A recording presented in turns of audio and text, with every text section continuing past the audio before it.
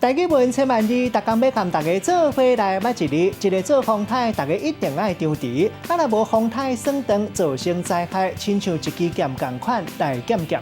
今仔日要甲大家小解这一日，咱同齐来看到这台做剑，它高音剑第3条。剑是一款兵器，两面有刀面，中有剑质，啊，若下面有剑柄。剑鞘或者剑压、剑束，另外白剑的带或者剑带，剑带卖当讲是身躯面前，那亲像是剑形的装塔品。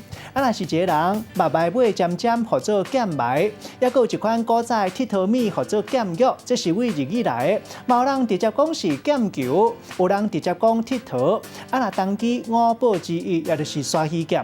剑身会当形容土剑的仙人，也晓讲是吞剑的妖术师，嘛当形容一个人最厉害。带大家做伙来小解这两个词。头一个读做剑质，会当讲是剑的质，也就是剑的背后，嘛当讲是中央较悬的地形。第二个词读做内剑剑，这是形容物件足内，亲像是剑同款。